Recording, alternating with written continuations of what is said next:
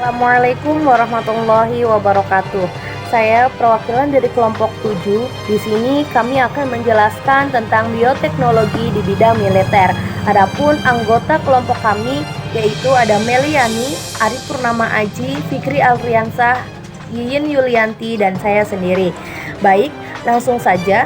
eh, Sub-sub yang akan kami jelaskan di dalam bioteknologi di bidang militer ini yaitu ada 8 submateri. Yang pertama yaitu ada pengantar, yang kedua ada senjata biologis, yang ketiga ada kategori senjata biologis, yang keempat ada agen hayati sebagai senjata, yang kelima ada potensi Ebola sebagai senjata biologis, dan yang ketujuh ada pandangan aksiologi terhadap riset dan penggunaan senjata biologis. Dan yang terakhir yaitu ada keuntungan dan kerugian penggunaan senjata biologis. Langsung saja kita akan membahas tentang slide yang pertama yaitu tentang pengantar, di mana bioteknologi adalah penggunaan mikroorganisme atau sistem hidup untuk memecahkan masalah atau untuk menghasilkan suatu produk yang bermanfaat. Dalam bidang militer digunakan senjata biologis dengan bantuan bioteknologi menggunakan agen hayati. Penyalahgunaan senjata biologis oleh oknum tertentu biasa disebut dengan bioterorisme. Selanjutnya yaitu mengenai senjata biologis, di mana di sini saya akan menjelaskan tentang sejarahnya terlebih dahulu. Sejarah penggunaan senjata biologis dimulai pada tahun 400 tahun yang lalu ketika orang Iran kuno menggunakan panah yang dicelupkan ke dalam fase atau kotoran dan mayat makhluk hidup yang telah membusuk. Hal ini serupa juga dilakukan oleh bangsa Roma yang mencelupkan pedangnya ke dalam pupuk dan sisa hewan yang telah membusuk sebelum berperang dengan musuhnya. Apabila musuhnya terluka oleh senjata tersebut, maka terjadi penyakit infeksi yang dapat menyebabkan kematian. Nah, peristiwa penting dalam sejarah kuno penggunaan senjata biologis terjadi ketika bangsa Mongol mengusir bangsa Genoa dan kota Kaffa di Laut Hitam dengan memanfaatkan mayat-mayat manusia yang terinfeksi wabah. Nah, ketika bangsa Genoa menyingkirkan hingga ke Venice, mereka tetap diikuti oleh kutu dan tikus yang terinfeksi pes sehingga akhirnya menimbulkan kematian hitam atau Black Death di wilayah Eropa. Pada tahun 1754 sampai 1760 terjadi peperangan antar bangsa Britania Utara dan bangsa Indian yang melibatkan penggunaan virus cacar. Ketika itu Britania Utara memberikan pakaian dan selimut dari rumah sakit yang merawat penderita cacar pada bangsa India untuk memusnahkan bangsa tersebut. Nah, pada Perang Dunia I, Jerman juga menggunakan 2 bakteri patogen yaitu Burkholderia malayi penyebab glanders dan Bacillus anthracis penyebab antraks untuk menginfeksi ternak dan kuda tentara sekutu. Nah, pada tahun 1932 sampai 1935 Jepang mengembangkan program pembuatan senjata biologi di Cina yang dinamakan Unit 731 sebanyak 3.000 ilmuwan Jepang bekerja untuk melakukan penelitian terhadap berbagai agen biologi yang berpotensi sebagai senjata. Misalnya Korea, pes dan penyakit seksual yang menular. Yaitu tentang pengertian senjata biologis. Senjata biologis itu berasal dari bahasa Inggris yaitu biological weapon, adalah senjata yang menggunakan patogen atau yang biasa disebut dengan bakteri, virus, atau organisme penghasil penyakit lainnya sebagai alat untuk membunuh, melukai, atau melumpuhkan musuh. Dalam pengertian yang lebih luas, senjata biologi tidak hanya berupa organisme patogen, tetapi juga toksin berbahaya yang dihasilkan oleh organisme tertentu. Nah, dalam kenyataan, senjata biologi itu tidak hanya menyerang manusia, tetapi juga hewan dan juga tanaman.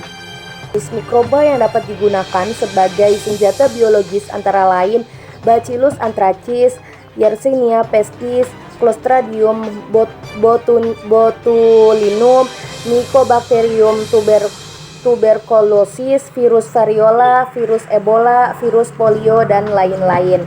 Mikroba ini dapat masuk dan keluar keluar tubuh manusia melalui berbagai organ tubuh, saluran pernafasan, saluran pencernaan, saluran kemih, kulit, atau melalui organ lainnya. Nah, infeksi mikroba ini akan menimbulkan gejala-gejala klinik yang spesifik untuk setiap mikroba. Kategori senjata biologis dibagi menjadi 3 kategori. Yang pertama itu kategori A, kategori B, dan kategori C. Nah, kategori A itu dibagi menjadi, yang pertama itu penyebaran dapat dilakukan dengan mudah dan ditularkan dari manusia yang satu ke yang lain. Penyebab tingkat kematian yang tinggi dan berpotensi mempengaruhi kesehatan pihak publik, dapat menyebabkan kepanikan dan gangguan sosial, memerlukan penanganan khusus untuk persiapan kesehatan masyarakat. Di kategori A ada satu negara, yaitu di Eropa, itu terkena penyakit Yersinia pestis. Nah, sebuah tim ilmuwan Jerman dan Kanada telah memastikan bakteri penyebab wabah kematian hitam atau the Black Death yang terjadi sekitar 600 tahun yang lalu. Wabah tersebut menyebabkan sepertiga warga Eropa tewas pada tahun 1348 sampai 1353. Itu adalah bakteri Yersinia pestis. 75 orang di Eropa disebut itu kematian hitam. Nah, karena kulit korban yang menghitam akibat pendarahan di bawah kulit atau subdermal. Sebelumnya masih diragukan oleh sejumlah kalangan bahwa kematian disebabkan bakteri Yersinia pestis. Ilmuwan dari Universitas of Tübingen Jerman dan Universitas McMaster Kanada telah mampu mengonfirmasi bahwa si bakteri Yersinia pestis berada di balik wabah besar yang terkenal dalam sejarah sebagai Great Mortality atau mortalitas besar. Adapun spor anarkis yang dihasilkan oleh bakteri Bacillus anthracis yang terdapat di tanah, meskipun tanpa inang, tetapi spor itu bisa hidup tidak aktif selama beberapa tahun. Menurut perhitungan Office of Technology Assessment di Kongres Amerika pada tahun 1993, 100 km spor bakteri yang disebarkan di atas ibu kota Washington bisa menimbulkan korban 3 juta jiwa. Dalam kenyataannya itu ada penyebaran bakteri serupa dari instalasi pembuatan senjata biologis Rusia di kota Yekaterinburg pada tanggal 2 sampai 3 April 1979 telah menelan korban tewas puluhan ribu jiwa di daerah sekitarnya, menurut laporan Union of Chemical Care. selanjutnya itu ada kategori B. Nah, di kategori B itu ada kemampuan penyebaran bersifat moderat. Yang kedua, menimbulkan tingkat kesakitan yang moderat dan tingkat kematian yang rendah. Yang ketiga, memerlukan peringatan kapasitas diagnostik yang spesifik dan peningkatan pengawasan penyakit. Di kategori B juga ada Berlechelt SP. Nah, mampu bertahan dalam kondisi lingkungan dengan kelembaban tinggi, suhu rendah, tidak ada sinar matahari, mampu bertahan hidup di dalam air selama beberapa bulan, bertahan hidup dalam fetus yang abortus, natural wall, jerami, lumpur, peralatan dan pakaian, mampu bertahan pada kondisi kering terutama bila ada bahan organik, dan dapat bertahan hidup dalam debu dan tanah. Pada tanah kering, Brucella itu mampu bertahan selama 4 hari. Di luar suhu kamar, pada tanah yang lembab mampu bertahan selama 66 hari. Tapi di tanah yang becek itu bisa sampai 100 hari atau selama 151 sampai 185 hari.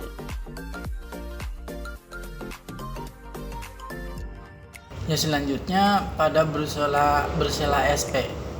Brucella SP ini mampu bertahan dalam kondisi lingkungan dengan kelembaban yang tinggi, suhu rendah, tidak ada sinar matahari, mampu bertahan hidup di dalam air selama beberapa bulan, bertahan hidup dalam fetus yang abortus, manure, wol, jerami, lumpur, peralatan dan pakaian. Brucella mampu bertahan pada kondisi kering dan terutama bila ada bahan organik dan dapat bertahan hidup dalam debu gitu. Dia dapat bertahan dalam debu dan tanah. Pada tanah kering, Brucella mampu bertahan hidup selama 4 hari di luar suhu kamar. Pada tanah yang lembab mampu bertahan hidup selama 66 hari, teman-teman. Pada tanah yang becek mampu bertahan hidup selama 151 sampai 185 hari. Selanjutnya kategori C itu meliputi patogen yang dapat dimodifikasi untuk sebarluaskan pada masa depan karena memiliki karakteristik ketersediaan yang memadai. Yang pertama itu memudahkan diproduksi dan disebarkan. Yang kedua berpotensi menyebabkan tingkat kematian dan kesakitan yang tinggi gitu, serta mampu memenuhi kesehatan publik. Contoh kategori C sendiri yaitu virus hanta, virus nipah, demam, kuning dan lain-lain. Selanjutnya Andes hantavirus. Saya jelaskan sedikit ya hantavirus ini. Dalam virus ini berbentuk bundar dengan diameter 100 mm dengan pada bagian luar strukturnya gitu. Terdapat selubung virus dan di dalamnya dilapisi dengan membran ganda, teman-teman. Jadi si virus ini dilapisi dengan membran ganda ya. Genomnya terdiri dari 650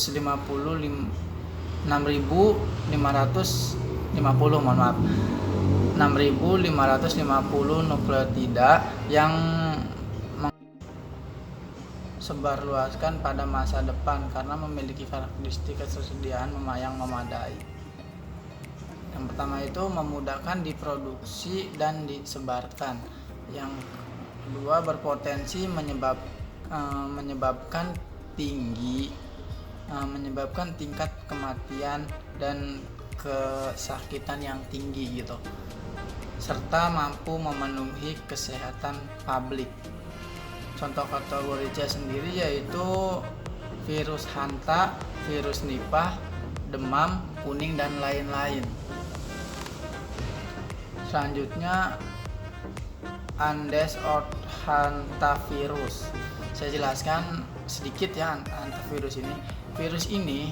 Dalam virus ini berbentuk bundar dengan diameter 100 mm dengan pada bagian luar strukturnya gitu.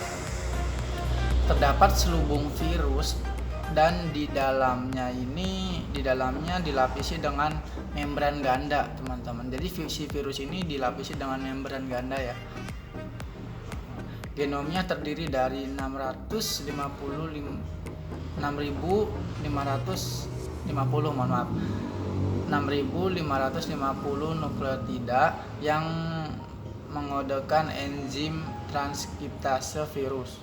Nukleotida ini dan glikoprotein virus ini mudah dinonaktifkan oleh panas, deterjen, pelarut organik dan larutan hipoklorit.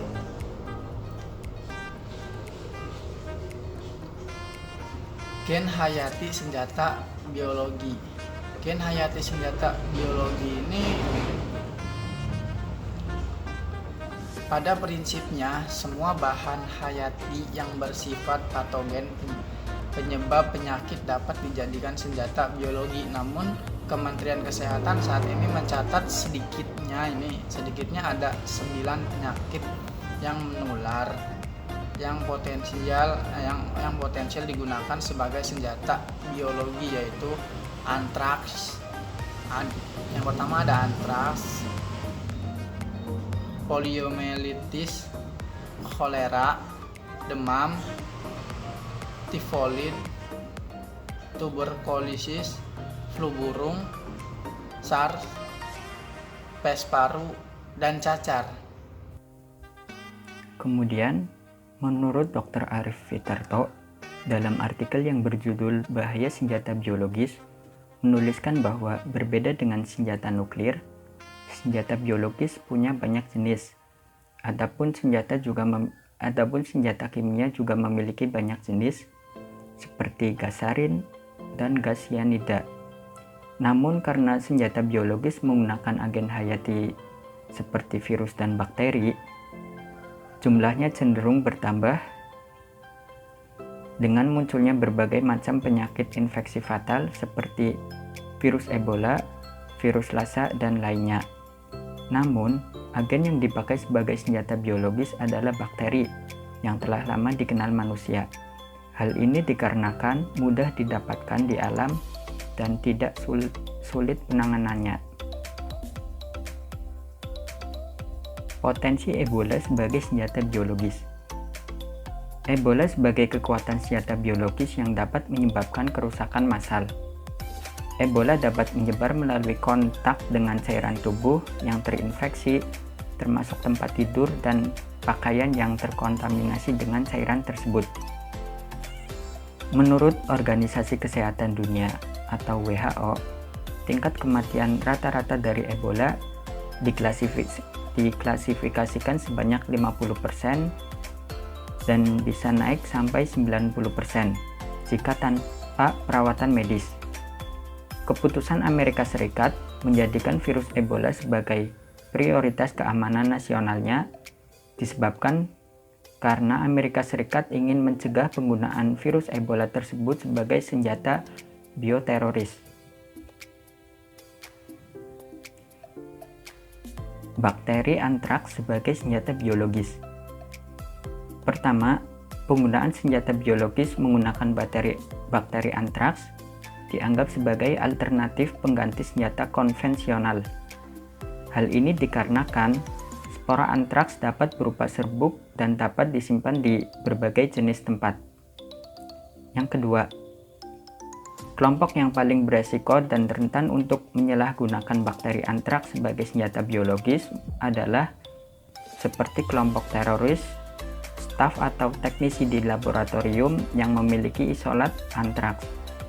Ketiga, antraks yang disebabkan oleh bakteri Bacillus anthracis merupakan penyakit zoonosis yang memiliki daya rusak tinggi dan mematikan berbagai ternak seperti sapi, kerbau, domba atau kambing, bahkan manusia. Antraks seringkali dikelirukan sebagai penyakit yang disebabkan oleh virus, padahal sebenarnya antraks disebabkan oleh bakteri Bacillus anthracis. Yang keempat, bakteri ini memiliki bentuk yang mirip rantai dengan ujung persegi, termasuk ke dalam bakteri gram positif dengan ukuran 1,5 hingga 5 mikrometer, bersifat anaerob atau rentan terhadap keadaan tanpa oksigen, dan memiliki spora. Selanjutnya saya Meliani. Bakteri antraks sebagai senjata biologis. Senjata biologis bakteri antraks memiliki daya penghancur yang bersifat massal dan berefek dalam jangka waktu yang lama. Karena bakteri antraks menghasilkan spora yang tahan panas kurang lebih 70 derajat Celcius, sinar ultraviolet, desinfektan, dan cekaman lingkungan lainnya. Bakteri ini tidak dapat bertahan hidup di dalam air selama 2 tahun, di dalam susu selama 10 tahun, dan lebih dari 70 tahun pada benang wol. Secara alami, antraks memiliki sifat yang tidak menular antar manusia. Kondisi tersebut berbeda halnya apabila ada kejadian antraks yang disebarkan dengan sengaja oleh seseorang atau deliberate dengan menebarkan spora antraks ke sebuah wilayah tertentu. Spora antraks dapat disebarkan di berbagai tempat tanpa menggunakan media pembawa khusus. Sifatnya yang mudah berterbangan dan dapat menyebar mudah di air merupakan suatu kelebihan spora antraks untuk disebarkan tanpa diketahui oleh siapapun. Objek vital negara seperti istana negara, instalasi penampung air, pusat keramaian seperti bandara, terminal, stasiun, gedung perkantoran merupakan tempat-tempat yang sangat mudah dijadikan target serangan. Angka kematian manusia karena menghirup spora antraks sangat tinggi, yaitu sekitar kurang lebih 90%. CVSPH 2007. Dalam filsafat, penerapan ilmu berupa teknologi berkaitan erat dengan aksiologi keilmuan. Aksiologi keilmuan ini diartikan sebagai sesuatu yang berkaitan dengan kegunaan ilmu pengetahuan yang diperoleh Firman 2018. Sebagai contoh, penggunaan teknologi berupa senjata biologis telah menyebabkan kehancuran dan penderitaan umat manusia. Berbeda dengan senjata kimia, senjata biologis merupakan senjata yang menggunakan patogen sebagai alat untuk melukai, melumpuhkan, dan membunuh. Patogen bisa meliputi bakteri, virus, maupun organisme penghasil penyakit. Terkadang, senjata yang memiliki unsur toksin berbahaya juga disebut senjata biologi. Senjata jenis ini bukanlah senjata baru, karena pada masa lampau bangsa Romawi sudah memanfaatkan pedang yang dicelupkan ke dalam pupuk dan sisa hewan yang membusuk sebelum berperang. Pada tahun 1754 sampai 1760, terjadi peperangan antar bangsa Britania Utara dan bangsa India yang melibatkan penggunaan virus cacar. Penggunaan senjata biologis ini telah melampaui nilai-nilai moral dan hak asasi manusia. Hasil pengembangan ilmu pengetahuan ini telah digunakan sebagai penghancur umat manusia itu sendiri. Padahal hakikat pengembangan ilmu pengetahuan itu bertujuan untuk membantu mencapai kesejahteraan umat manusia. Keuntungan dan kerugian penggunaan senjata biologi dalam militer. Keuntungan penggunaannya, biaya produksi relatif murah dibandingkan senjata penghancur lainnya. Alat dan bahan yang dibutuhkan pun, pertumbuhan agen biologi cukup sederhana, Waktu yang diperlukan dalam pembuatannya relatif lebih pendek, lalu dapat dibuat vaksin atau penawar dari senjata biologi yang telah diciptakan. Kerugiannya, perlunya perhitungan cuaca atau kondisi yang tepat untuk melakukan penyebaran senjata biologis tersebut. Jika tidak dilengkapi dengan berbagai alat pelindung, beresiko terinfeksi agen biologi yang digunakan sebagai senjata. Beberapa jenis senjata biologi diketahui rentan terhadap radiasi matahari maupun perubahan cuaca, sehingga agen biologi dapat terinaktivasi dan tidak dapat berfungsi dengan baik. Beberapa agen biologi dapat bertahan lama di lingkungan seperti spora Bacillus atropis, sehingga daerah yang telah disinfeksi tidak dapat dihuni atau ditinggali dalam jangka atau waktu yang cukup lama.